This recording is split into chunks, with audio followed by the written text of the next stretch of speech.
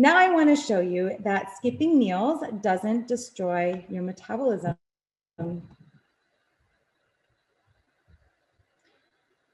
All right, I can't see your hands today because we're all far away, but how many of you can guess, just say it out loud wherever you are, how long do you think a person that we know about can survive safely without food? Now, I'm not recommending anyone try this at home, but guess how long has been documented in the literature for the longest water-only medically supervised food? So I love doing this in a live audience because people are kind of guessing. I don't know what you're guessing, maybe 30 days, maybe 60 days. However, this study showed 382 days that someone could survive without food. I mean, that's kind of crazy if you think about it, right? It's over a year. So, okay, but to be fair, this 27-year-old man took a multivitamin, so he's getting his micronutrients for about 70 days. He had a little bit of potassium, the electrolyte, and for about 10 days, and he had a little bit of salt, but no food. Again, I'm not recommending you try this at home. He wasn't hospitalized for most of his fast, and he lost 276 pounds.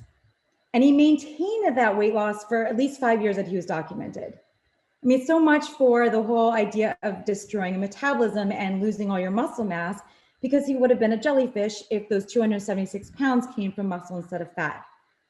But this is against everything we hear. I mean, all of these dietitian groups on Facebook, and every time someone says, I don't know why this person can't lose weight, and everyone says, oh, they're not eating enough. They need more protein. They need to exercise harder. But really, why are we surprised that our energy storage organ, which is what our adipose tissue is used when there's times of no food? That shouldn't really be that controversial. I mean, it's a really interesting paper, but there's also other fasts that have been done for 210, 236, 249, 256, 350 days, a lot of them that have been documented. But again, my point today is not to say that we need to use fasting for weight loss at all. In fact, I recommend my clients do not fast during weight loss. But the question is, how do we reconcile dietary advice centered on eating every couple of hours, literally keeping our metabolism stoked, basically spending the entire day in the postprandial or fed state, and this contradictory, well-documented medical case to also be true? The photo here on the left, the upper left, represents about 5 pounds of body fat. I was part of a metabolic experiment, and I lost 2 of these in about 18 days. The idea that our body doesn't use its energy storage organ in times of no food just happens to be not true. Of course, we use fat in times of deficit. The animals that prioritize muscles and brains for fuel during times of no fuel just aren't going to jump into the gene pool with the same gusto of our real ancestors that used fat.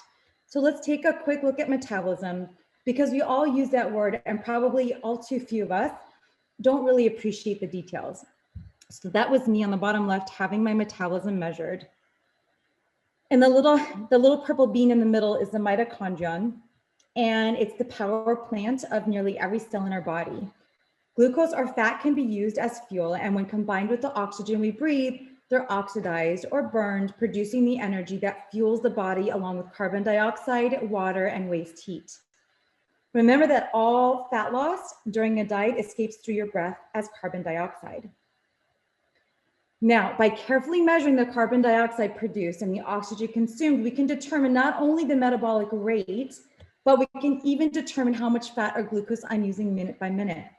It's a report like this, and if we zoom in, you can see that my 4-hour fasted metabolic rate was 1,378, which is a little higher than the standard equations predicted at 1,278.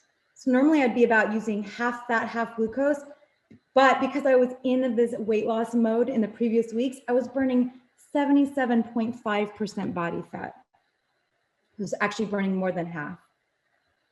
Here's another experiment, measuring a metabolic change over 42 days while sustaining a 27-pound weight loss using 3 different dietary regimes: 2 with foods, whole food starches the first 2 weeks, and then salads and steamed vegetables the second 2 weeks, followed by 2 weeks of a water-only medically supervised fast. Note that their weight loss remained constant. He lost weight as rapidly while eating as in the water fast. We constantly hear these fears of metabolism crashing and a so-called starvation mode that holds on to fat, but the data don't support this hypothesis. Here you can see the metabolic rate, and you should note that this line representing the average decline as the metabolism adjusts downward with weight. What's often not said is that this is exactly what was predicted by this Harris-Benedict metabolic equation, which dates back to 1919. Essentially, our metabolism goes up and down with weight. It scales with weight. Here you can see that that slope, or the rate of metabolism decrease predicted by the weight loss, is almost identical to the predicted a century ago. Isn't that amazing how close the lines match?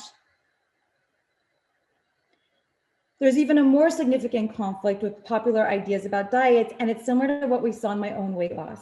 Percent fat utilization every day for 42 days actually increased.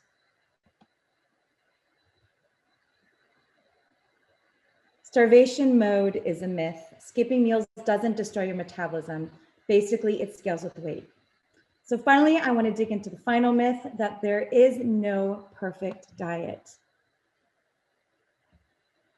When seeking answers on diet, many times it's the question that fails us. Some might ask, what did we eat? And some look to the past for guidance on a healthful human diet. But human survival has always been predicated on the question of, what can we eat?